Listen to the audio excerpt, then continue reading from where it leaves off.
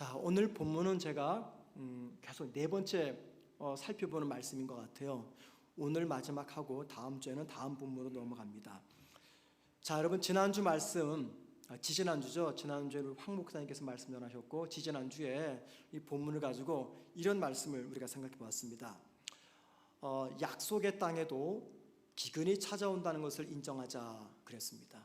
이게 무슨 말이냐면, 믿는 성도의 삶에도 고난이 찾아올 수 있음을 꼭 인정하자라는 거였고요. 두 번째는 과거에 내가 잘 믿었다고 앞으로도 잘 믿게 될 것이다, 장담하거나 보장할 수가 없다는 겁니다. 중요한 것은 신앙은 언제나 현재, 지금이 중요하다는 겁니다.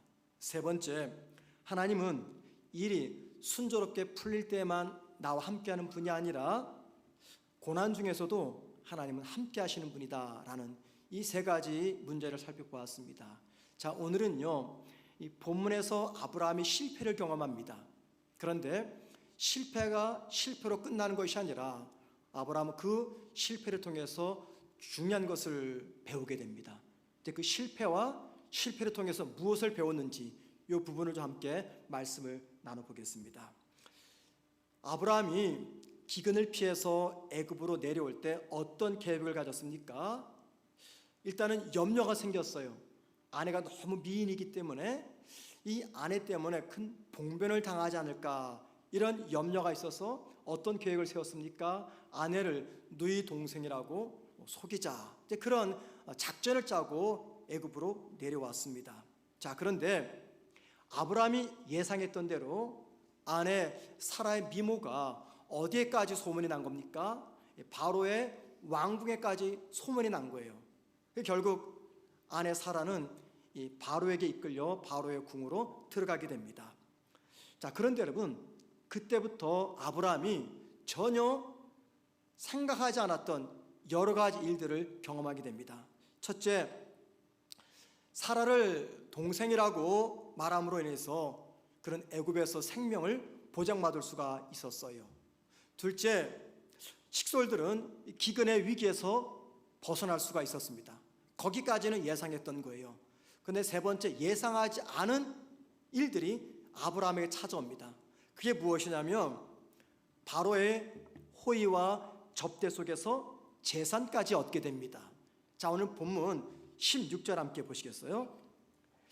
이에 바로가 그로 말미암아 아브라함을 후대함으로 아브라함이 양과 소와 노비와 암수 나귀와 낙타를 얻었더라. 바로로부터 호의와 접대 속에서 큰 재산까지 받게 됩니다.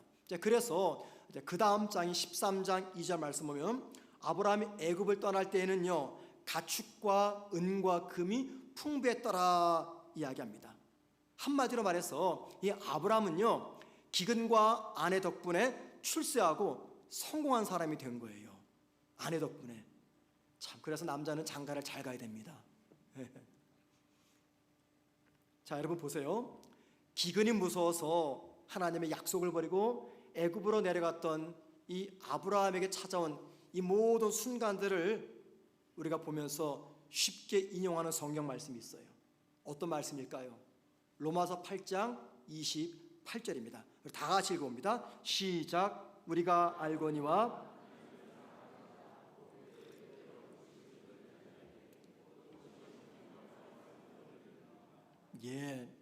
딱 맞는 말씀 같죠? 그죠? 아브라함에게 있었던 모든 순간들이 다 막 섞이고 얽혀가지고 마침내 선을 만들어내는 거, 우리가 아브라함의 이 이야기를 보면서 이런 말씀을 떠올릴 수가 있습니다. 그런데 여러분, 한번 생각해 보자고요. 아브라함이 애굽에서 경험한 이 일들을 과연 하나님의 축복이며 하나님의 선을 이루는 것이라고 말할 수가 있겠습니까? 물질이 풍부해졌다고 해서, 기근과 애굽의 바로로부터 생명을 지켰다고 해서 하나님이 아브라함의 의도적인 탈선을 눈감아 주셨다고 해서 하나님이 그에게 복을 내리셨다라고 볼 수가 있는 것입니까? 과연 그렇습니까? 여러분, 아닙니다. 기근을 피해 애굽으로 내려간 아브라함의 모든 순간들이 로마서 8장 28절 말씀처럼 합력해서 선을 이룬 것은 아니라는 겁니다. 단지 아브라함과 사라를 불쌍히 여기셨던 하나님의 은혜만 있을 뿐입니다. 그래서 여러분, 오늘 말씀을 통해서 우리가 깨닫는 것이 있습니다.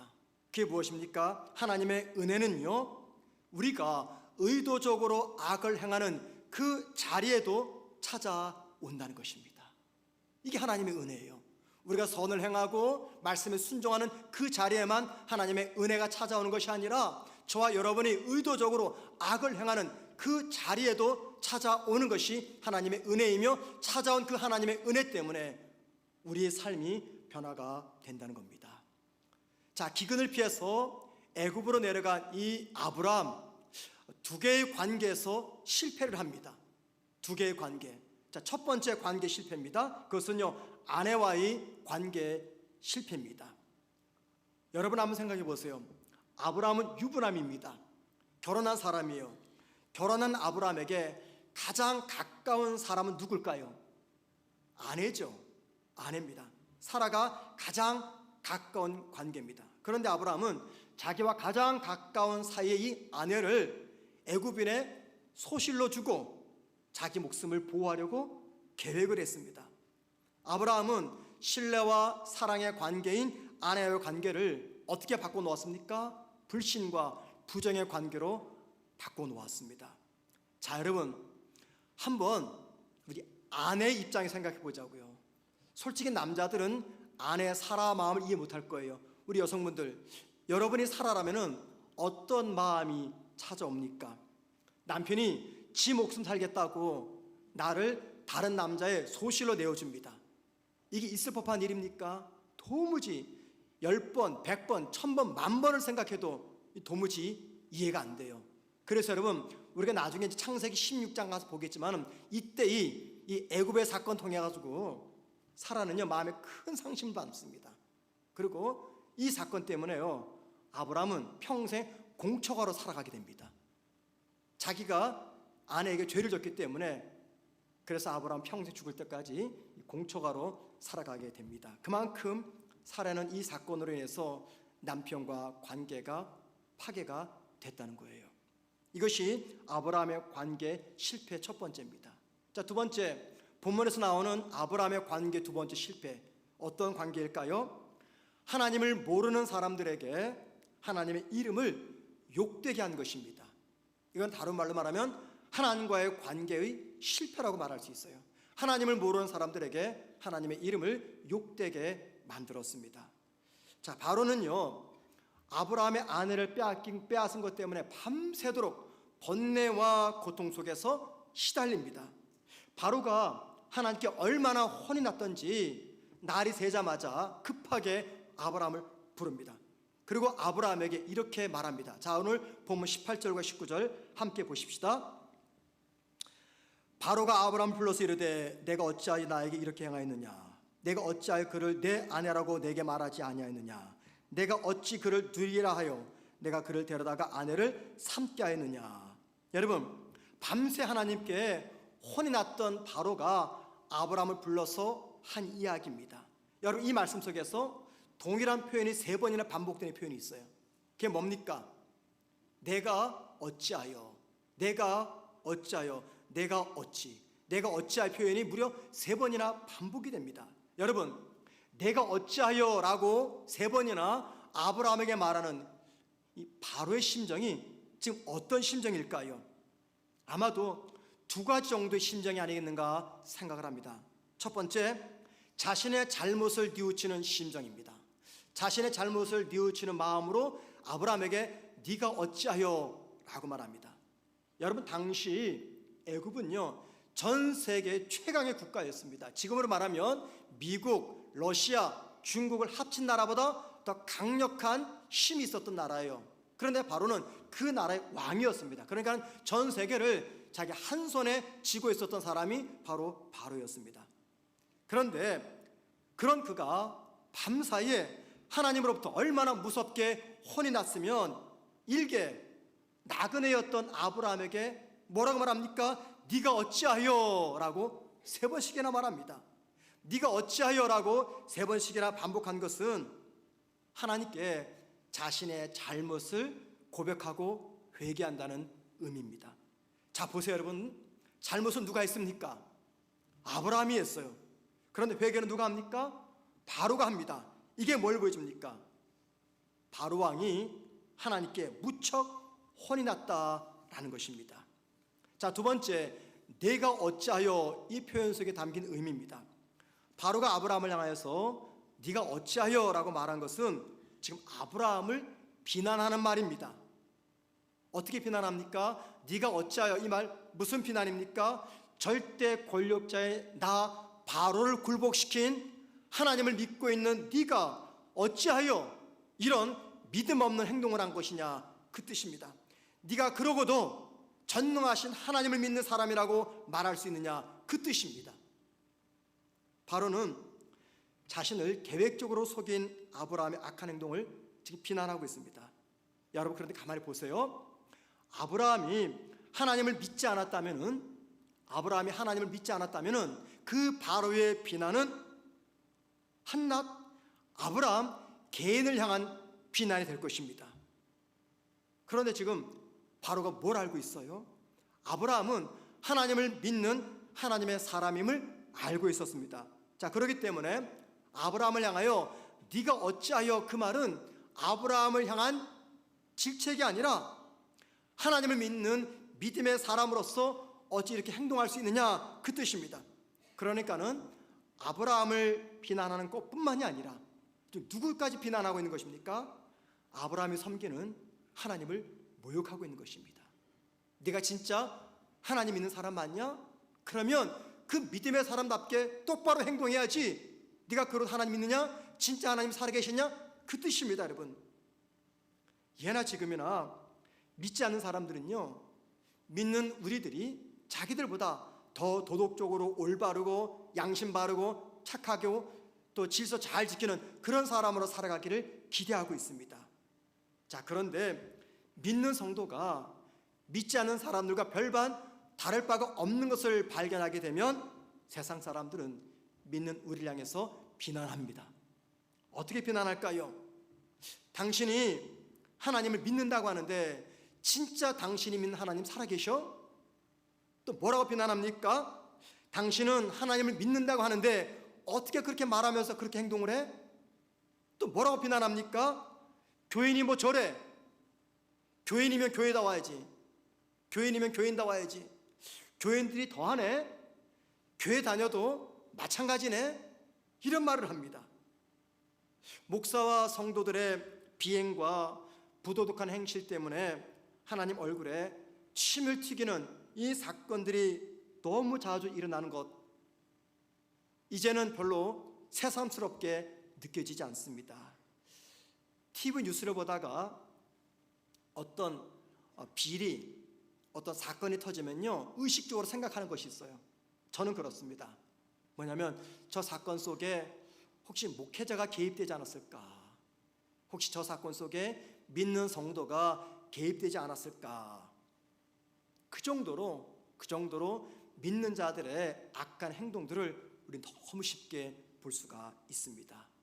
여러분, 왜 이런 현상들이 벌어지는 것입니까?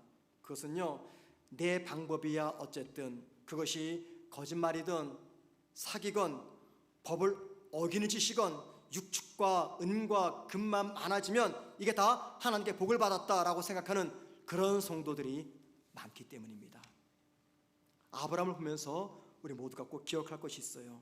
여러분, 불의한 재물이나 대접은요, 결코 축복이 아닙니다. 불의한 재물 결코 축복이 아닙니다. 불의한 방법으로 재물을 거둬들인 거, 그건 절대 축복이 아니고 그건 저주입니다. 이는 마치 부정을 저질러 시험 만점을 받고 나서 이걸 하나님의 축복이라고 말하는 것 같은 거예요. 혹은 사기를 쳐서 재산을 모아놓고 이걸 하나님의 축복이라고 말하는 것과 똑같다는 겁니다.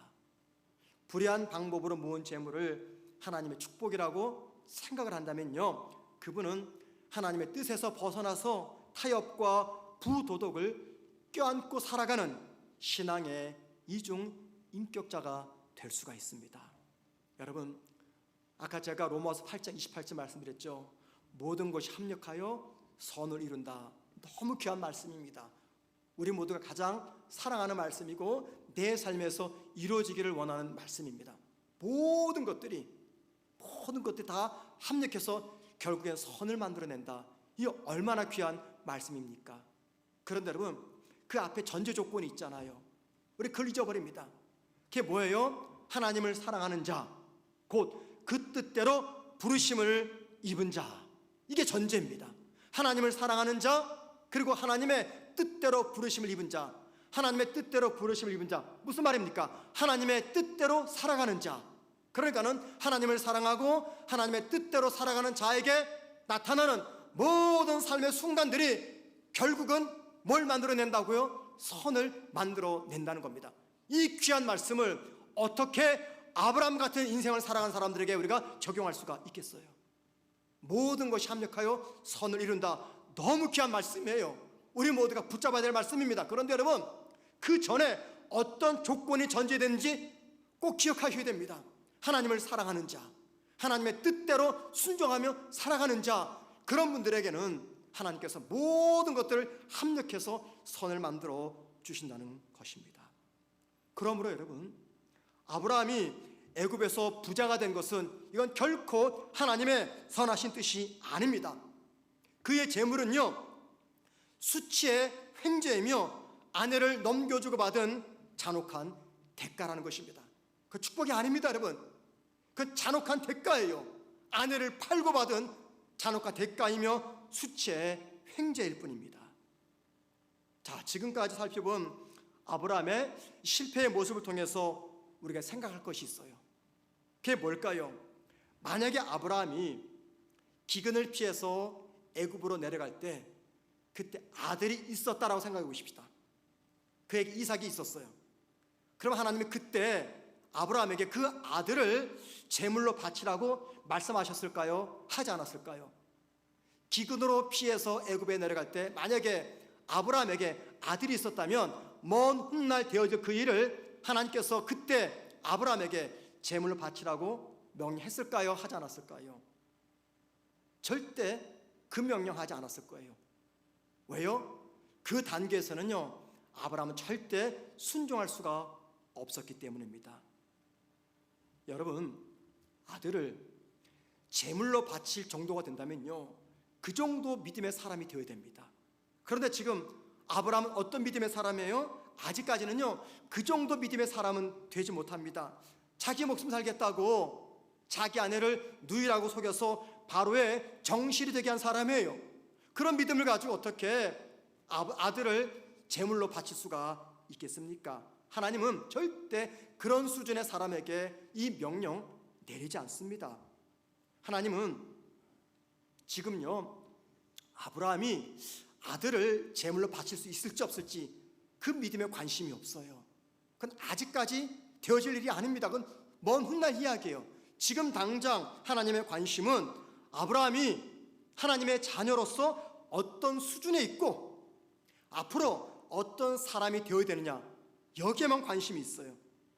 하나님은 아브라함이 성숙한 그리고 거룩한 하나님의 자녀다운 수준에 이르기를 원하셨습니다. 그리고 아브라함에 닥친 그 기근과 바로의 현실은요, 그 아브라함을 거룩한 하나님 사람으로 변화시키는, 그래서 하나님께서 사용하시는 하나님의 도구가 되었다는 것입니다. 아브라함은 애굽에서 하나님이 기근과 바로의 현실을 이용해서 자신을 어떻게 변화시키는지 똑똑히 체험하고 목격했습니다. 무엇보다 아브라함은요, 기근과 바로의 현실 앞에서 자신을 부르신 하나님이 어떤 분인지 새삼 깊이 깨닫게 되었습니다. 여러분, 이 애굽에서 아브라함이 깨달은 하나님, 어떤 하나님입니까? 절대적인 권력과 힘을 가진 바로를 꼼짝 못하게 하시는 하나님, 자신의 잘못과 실수를 이용해서 애굽의 바로를 밤새도록 괴롭히신 하나님, 바로 입에서 어찌하여라는 탄식을 쏟아내게 만드신 하나님, 자신의 실수와 잘못을 전화위복의 기회로 만드신 분, 잘못은 자신이 했는데 회개는 바로가 하게 만드신 분, 졸지도 주무시도 않으면서 나를 당신의 목적대로 끝까지 이끌어 가시는 분, 이런 하나님을 아브라함은 이 애굽에서 발견하고 체험하고 배웠던 것입니다. 여러분, 아브라함이 고향 땅을 떠나고 하란을 떠나면서 하나님을 만났습니다. 배웠습니다. 그런데 그가 만나고 배운 하나님만으로는 모리아 산까지 갈 수가 없는 겁니다. 모리아 산에 가서 아들을 제물로 바치기에는 턱없이 부족한 하나님에 대한 이해였어요. 그런데 이 애굽에서 아브라함은요, 똑똑히 경험합니다. 그가 섬긴 하나님이 어떤 하나님인지.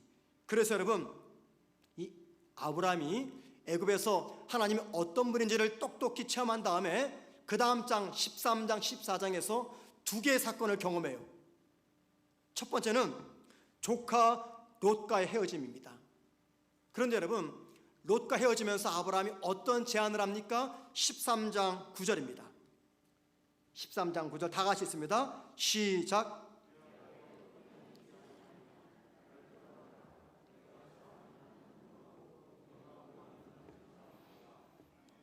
이 선택권을 누구에게 줍니까? 롯에게 줍니다. 롯에게 줘요. 자, 두 번째 어떤 사건을 경험하냐면요, 5개 연합 국가가 조카 롯이 살고 있는 소돔 땅을 침략해서 거기에 살고 있었던 롯과 그의 가족들을 다 납치해버립니다. 그 소식을 들었던 아브라함이 겁도 없이 자기 집에서 키우는, 자기 집에서 데리고 있는 아마 신하 같아요. 316명을 데리고 5개 연합 국가와 전쟁을 치르기 위해서 전쟁에 출전합니다. 출전해서 조카 롯과 그의 가족들을 구출해냅니다. 자, 여러분 생각해 보세요. 애굽에 내려갈 때 아브라함의 모습이라면 이렇게 반응했을까요? 절대 아닙니다. 자기 먼저 살겠다고 땅 차지했을 거예요. 조카 롯의 생명은 고사하고 나 먼저 살고 보자 주랭랑을 쳤을 것입니다. 그런데 여러분, 아브라함이 어떻게 해서 이런 놀라운 결단을 하게 되는 겁니까? 그건 간단해요. 애굽에서 어떤 일이 있었습니까? 세계 통치한 바로를 굴복시킨 하나님을 이 아브라함이 똑똑히 목격하고 체험했기 때문입니다. 하나님을 배웠기 때문이에요. 초라한 자신 앞에서 바로를 쩔쩔 매게 만드신 하나님의 능력을 배웠고 보았기 때문입니다. 아브라함은요, 애굽의 실패를 통해서 이제부터 내가 하나님만 의지하고 하나님만 내 인생의 주인으로 모시고 살아야 되겠다. 어떤 경우에도 하나님을 절대적으로 신뢰하는 믿음의 사람이 되어야 되겠다. 뼈속 깊이 깨닫고 고백하고 다짐하면서 애굽 땅을 떠날 수가 있었던 것입니다. 여러분, 오늘 말씀을 통해서 우리가 집중할 한 분이 계십니다. 하나님입니다. 아브라함의 실수와 실패와 죄악에도 불구하고 그 죄의 자리까지 찾아오셔서 은혜를 베푸시며 그를 변화시켰던 하나님의 열심, 하나님의 일하심, 하나님의 사랑을 우리가 보셔야 됩니다. 이게 왜 중요하냐면요, 여러분, 이 애굽으로 내려간 아브라함의 모습 속에서 문득문득 저의 모습이 보이고 여러분의 모습이 보이기 때문입니다. 우리도 아브라함처럼 믿음의 사람으로 이 세상을 살아갑니다. 그런데 여러분, 정말 믿음의 사람답게 우리가 지금 살아가고 있습니까? 하나님께서 바라고 기대하시고 원하시는 수준만큼 저와 여러분이 믿음의 사람으로 살아가십니까? 실수가 없나요? 실패가 없습니까? 죄를 짓지 않습니까? 아니죠. 돌아서면 실수하고 실패하고 죄 짓는 것이 믿음으로 살아간다 고백하는 저와 여러분의 모습입니다.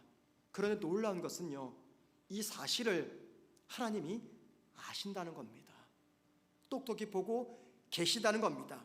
그리고 그 실수와 실패와 잘못들을 하나님께서 인정해 주신다는 겁니다. 그러면 안 되는데, 실수하면 안 되는데, 실패하면 안 되는데, 죄 지으면 안 되는데, 그럼에도 불구하고 실수하고 죄 짓는 저와 여러분을 하나님께서 그대로 인정하신다는 겁니다. 여러분 한번 생각해 보세요. 저와 여러분이 실수할 때마다, 실패할 때마다, 죄 지을 때마다 하나님이 이만한 침을 가지고 오셔가지고 한 번씩 찌른다면은 우리 몸이 성하겠습니까? 하나님이 그렇게 저와 여러분을 대우하지 아니하십니다. 하나님이 우리 모든 실수와 잘못을 인정하십니다. 여러분, 하나님이 저와 여러분을 구원하신 이유가 무엇 때문입니까? 우리에게 실수가 없기 때문에 그래요?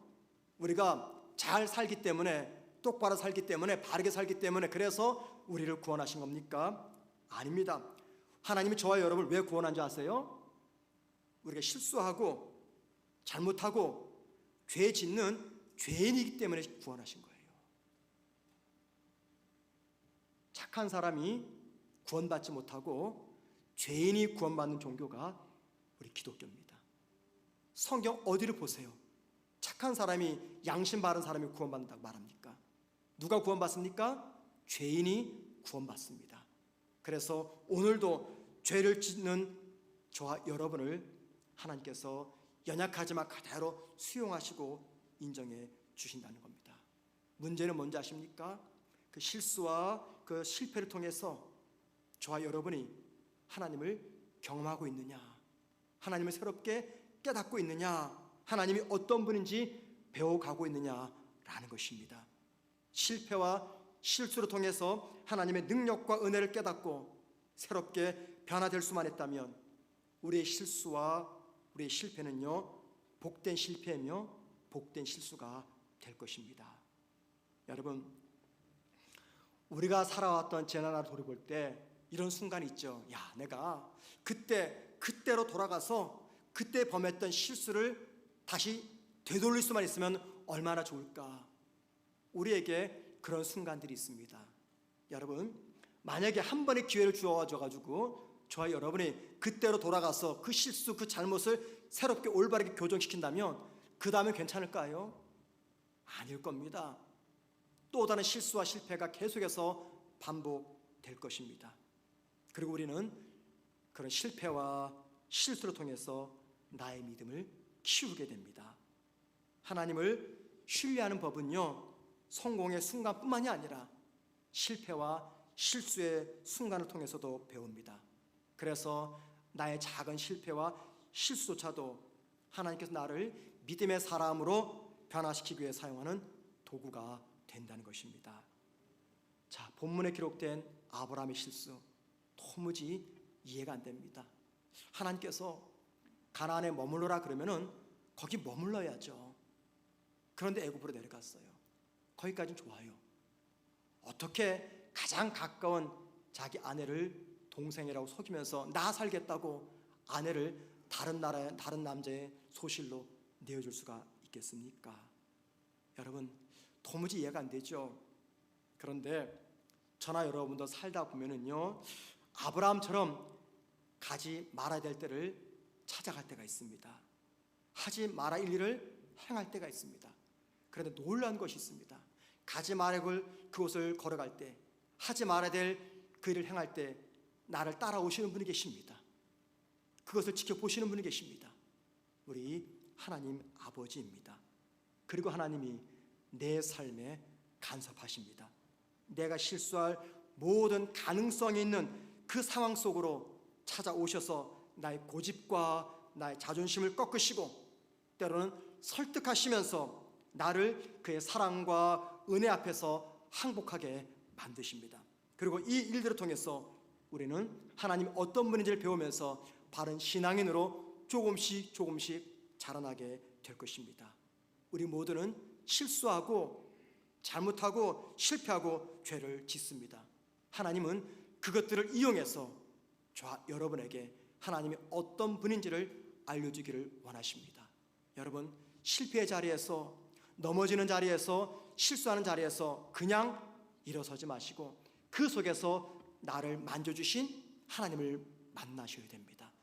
나를 힘있게 세워주신 그 하나님을 배우셔야 됩니다. 그 하나님을 새롭게 깨달으셔야 됩니다. 그래야지 내 실수와 내 실패가 저주스러운 실패와 저주가 아니라, 실수가 아니라 복된 실패, 복된 실수가 될 것입니다. 우리 모두 그런 사람 살아가기를 주의 이름으로 축원을 드립니다.